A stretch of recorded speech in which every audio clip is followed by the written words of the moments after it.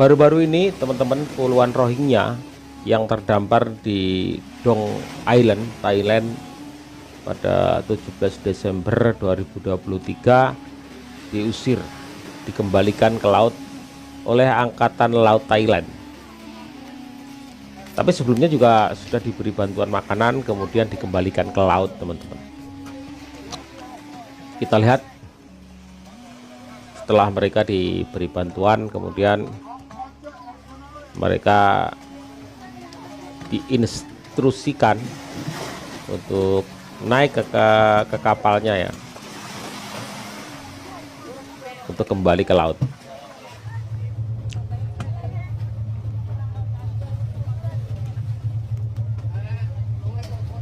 Kita lihat ada banyak juga anak kecil ya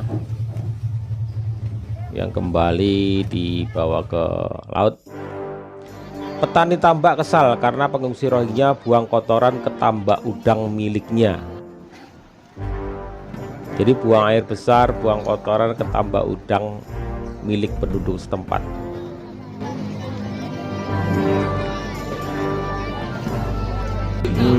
Pantas ya warga kesel. Ya. Apabila dia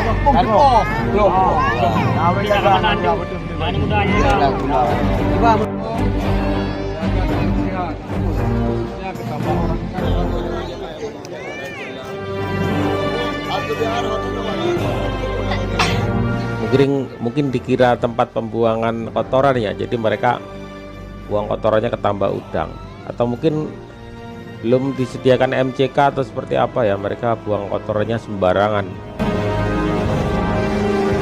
Tuh, banyak sekali anak-anak ya. ini dikarenakan ada tergangguan sedikit sama yang memiliki nama orang. Nah, jadi kita harus keserahkan ke tempat yang lebih aman. Oke.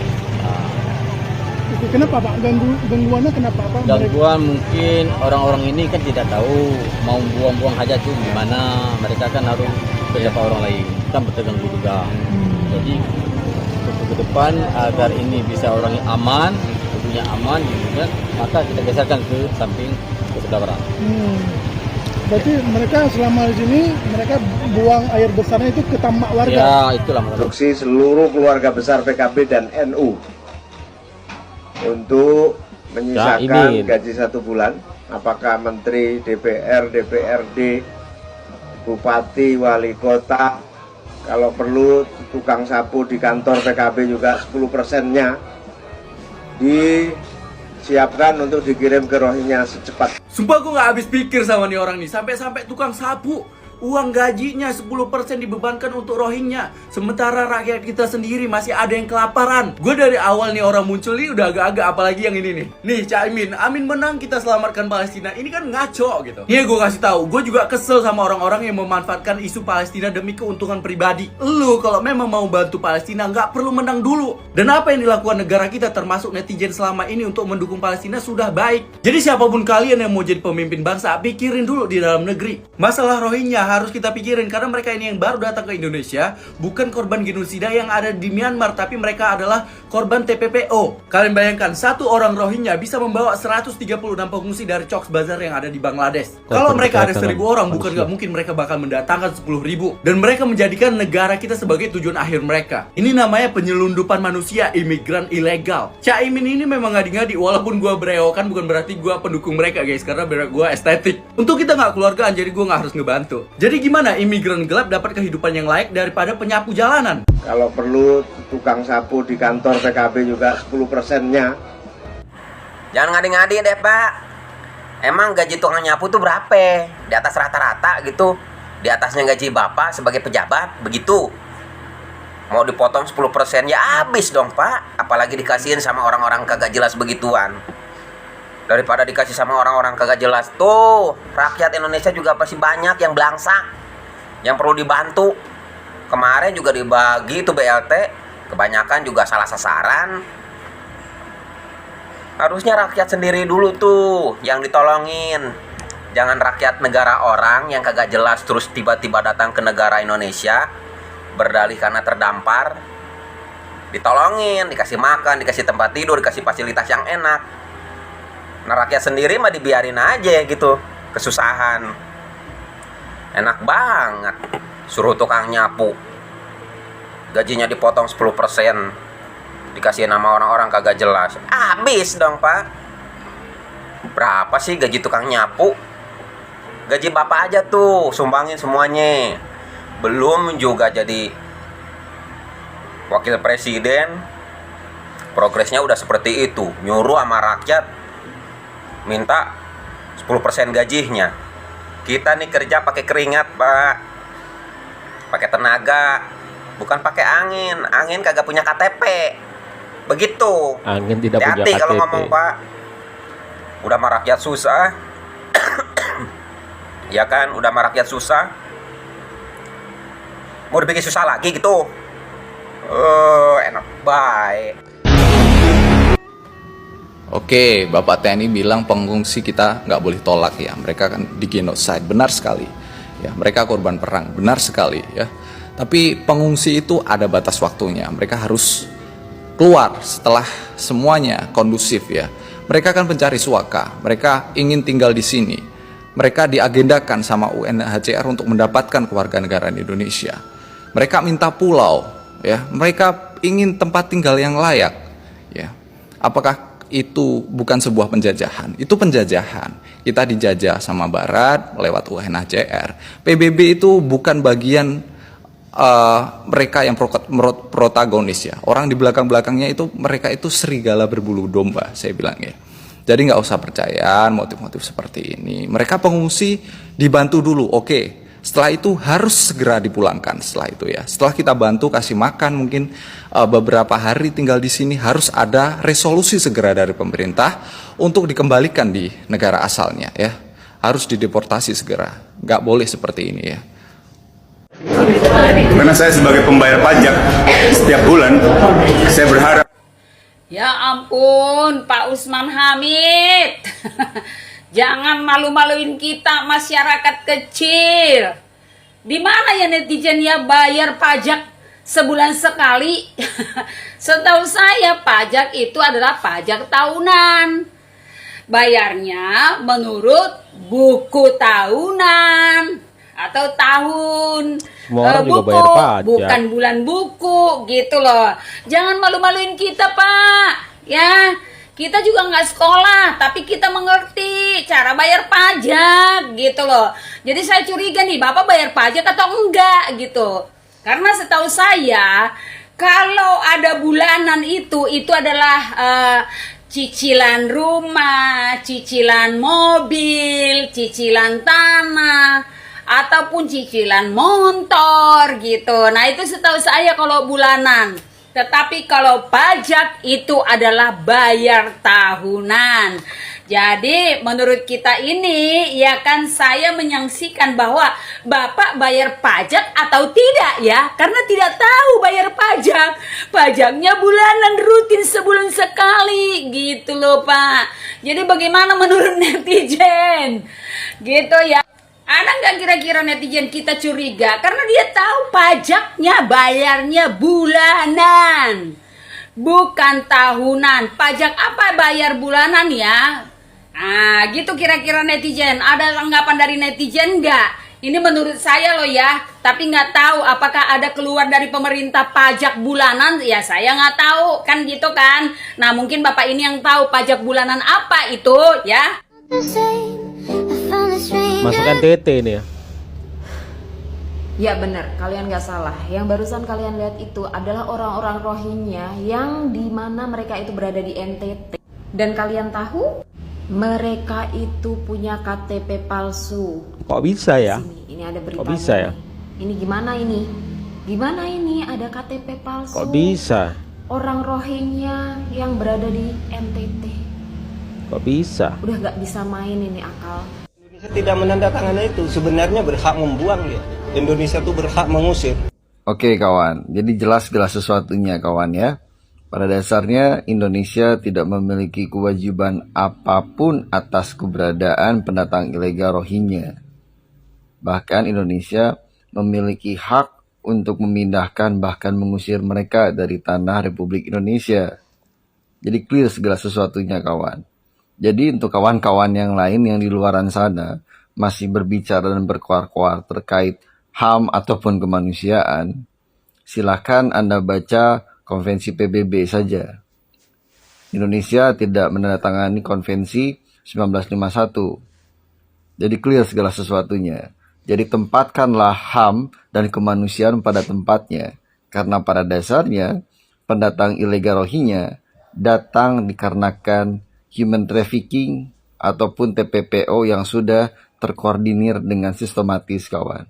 Jadi jangan lagi bicara HAM dan perdagangan manusia. Anda salah alamat dan salah tempat, kawan.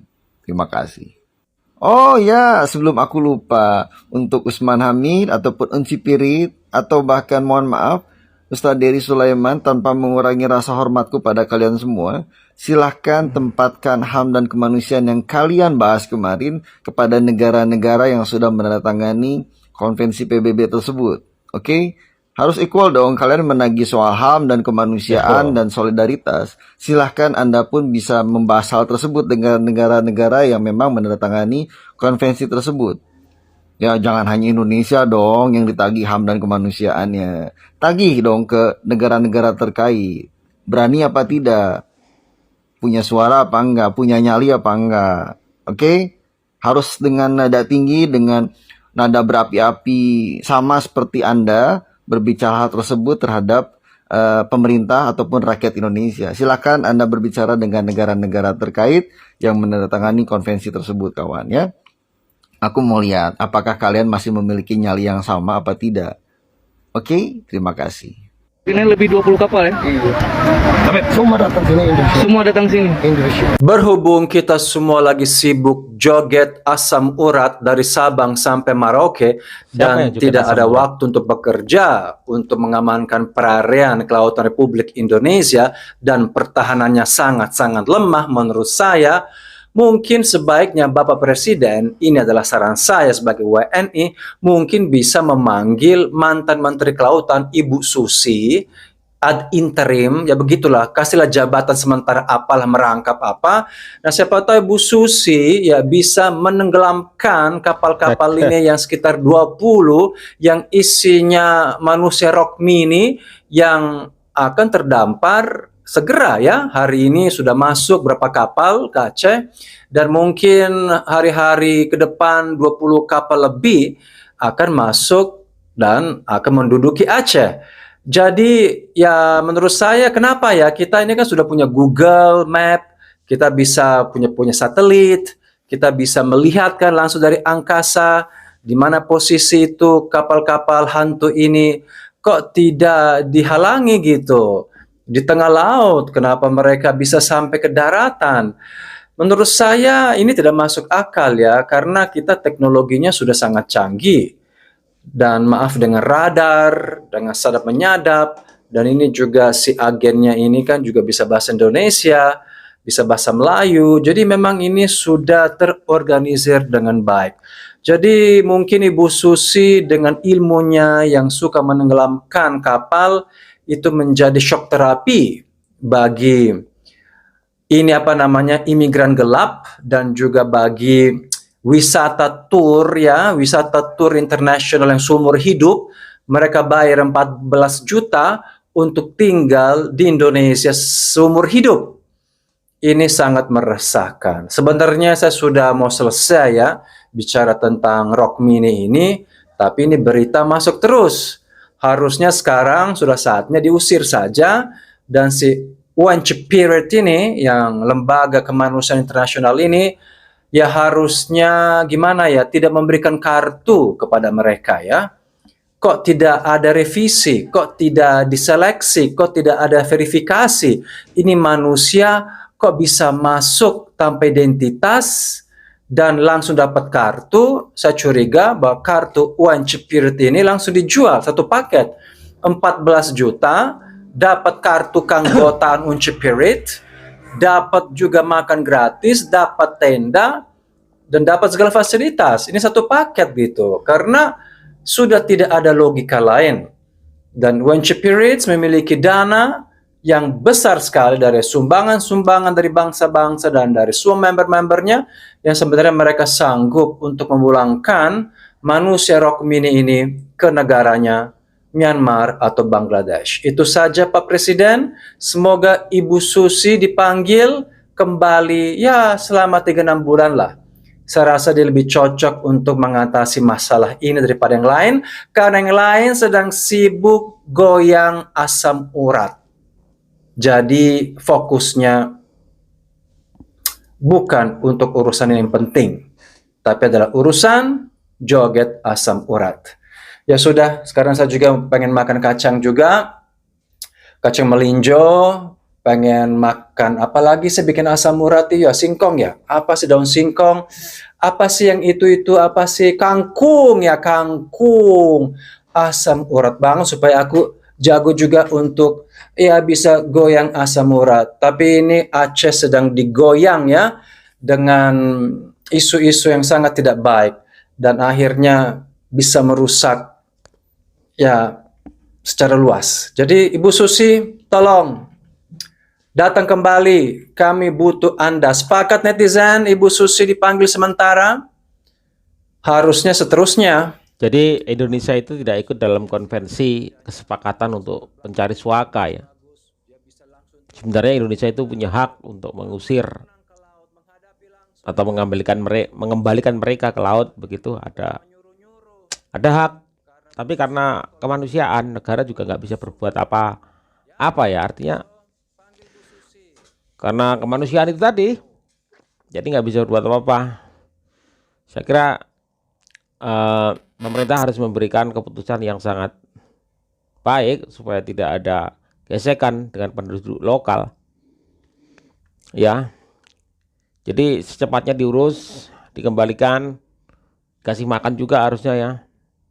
Jangan dikasih tempat, apalagi apartemen, rusun. Sementara banyak sekali saudara-saudara kita yang kelaparan di luar sana. Ada yang mengemis, ada yang bahkan sehari nggak bisa makan. Ya, jadi wajar kalau mereka cemburu, iri dengan apa yang diberikan kepada pengungsi tersebut. Sementara warga sendiri merasa bahwa kekurangan, kurang makan, tidak punya tempat tinggal, segala macam. Jadi wajar mereka beranggapan bahwa warga sendiri aja masih kekurangan, mengapa membantu orang lain. Tapi secara kemanusiaan teman-teman harus kita bantu juga. Pemerintah harus bantu, memang itu harus dilakukan. Mau tidak mau, tetapi harus secepatnya ini teman-teman. Supaya tidak timbul gesekan dengan masyarakat. Kalau lama-lama masyarakat kayak gitu, ya apalagi nggak punya KTP ini, aduh. Bagaimana mungkin mereka bisa masuk ke NTT dengan menggunakan KTP palsu? Kok bisa kecolongan seperti itu? Bagaimana birokrasinya? Ya kan ini ada oknum-oknum tertentu yang menghalalkan segala cara agar mereka masuk ke daerah kita. Apalagi ke NTT mereka masuk dengan bebas. Bahkan punya kartu tanda penduduk Indonesia. Kan aneh ini. Ya, nggak semua orang loh bisa punya akses untuk mendapatkan KTP, apalagi oleh warga asing. Tapi mereka dapat. Ya, jadi cek ini bagaimana mereka ngurusnya itu. Kok bisa mereka mendapat KTP, kan aneh, lucu. Kok gampang sekali Indonesia kayak gitu ya. Aduh, pusing banget. Kita pantau aja terus teman-teman.